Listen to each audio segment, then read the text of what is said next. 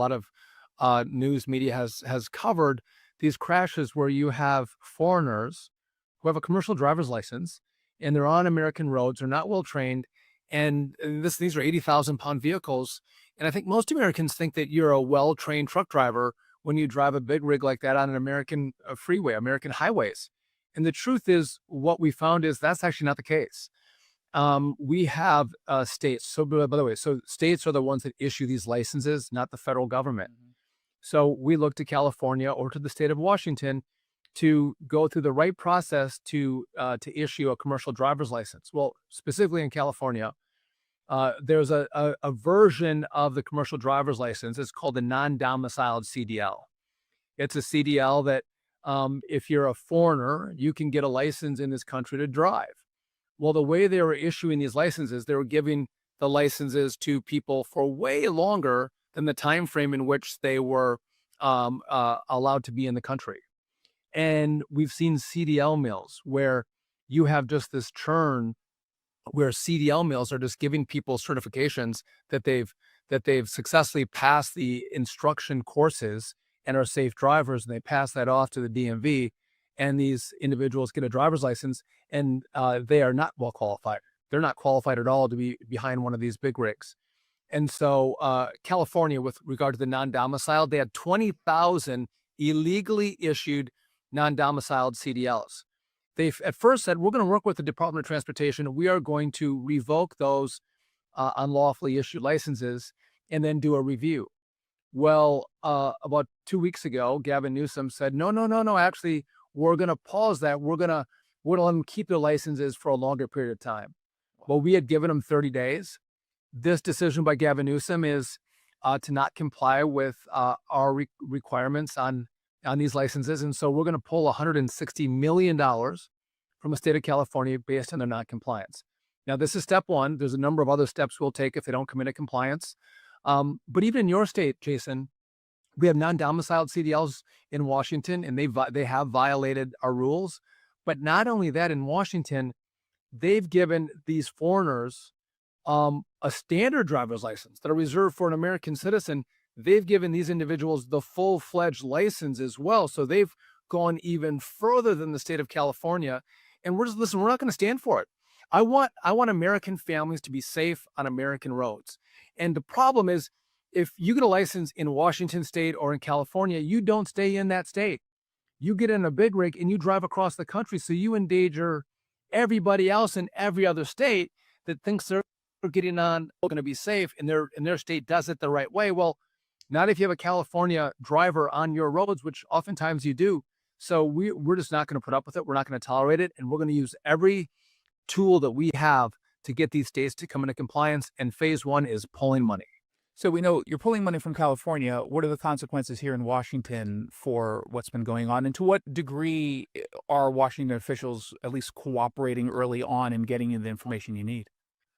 Yeah, good question. So we're in the process of working with Washington, developing a plan for them to come into compliance, and we'll see how willing they are to work with us. And again, just to kind of make one other point, Jason, Donald Trump didn't make up these rules. Yeah. These aren't new rules. These rules have existed for decades. Again, that you can speak the English language. You have to be proficient in English so you can read road signs. That if you get in a car crash, you can talk to first responders. You can talk to law enforcement. Oftentimes, they're carrying loads that first responders need to be aware of what those loads are. These are not new rules. It's just that the rules weren't enforced. And now we're seeing, when Joe Biden let in 10, 15, 20 million new people into the country across the southern border during his presidency, a lot of them have come to get commercial driver's licenses. And so you have a lot more of them in the system. And again, we're now going to enforce the laws that are on the books to make sure we have well-qualified drivers. But this is not new. These are old laws that we're just now enforcing. But what is the timeline, generally speaking, on all of this? Because to your point, every time someone's on the road, it is a danger to the public. It is. And so I don't have the ability to automatically say, you're not in compliance, I'm going to pull money today. We give states, again, we want to work with states. I don't want to pull money from California. I'd actually like California to comply. And so we give them 30 days to come into compliance. And California, again, first signaled that they were going to comply. And then at the very end, they said, no, no, no, we're not. And so we don't have a lot of choices left, but for them to pull their financing, their funding. And again, my mission here is not to penalize blue states or red states. It's just to say, hey, we have basic rules to keep our people safe on the road. And these can be very dangerous big rigs if you don't know how to drive them and you're not well qualified. And so we need to keep them off American roads. And if you're unwilling to do that, we have to use every tool we have to make sure you comply. And but you know what, Jason, I don't get the liberal mindset. This doesn't make sense to me. Why? I think good government, a good governor would say, well, of course I want my people to be safe on the road. Of course I don't want an average Californian family or a Kansas family to perish on the American roadway because I gave someone a license to someone who wasn't qualified. But it seems that these governors care more about giving a commercial driver's license to a legal who's not qualified than they do for the American people, the American family who expect to be safe when they get in their vehicle, whether they're going to church or the grocery store or going to school, that they're not a priority.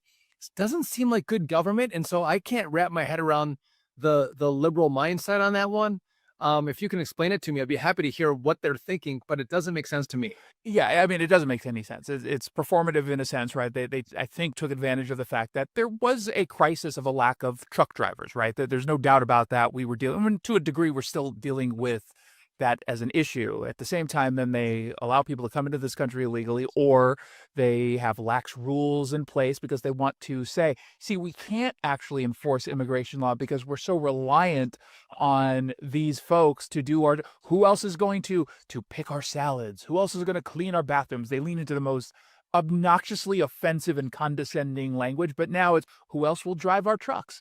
But I think there are a lot of people who are saying, well, I prefer someone who drives their trucks who can speak the language, read the signs, and actually know how to operate this vehicle. Well, I would say we do have enough people to drive trucks in America. That's not the issue. I do think that if you're a company and you can hire someone who has a commercial driver's license that doesn't speak the language or didn't get the appropriate training and maybe comes from a different country, you can pay them less.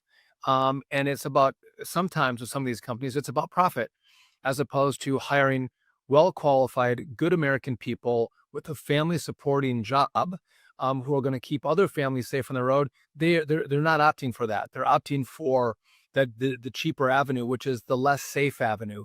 And it's our job to say, no, no, safety's first.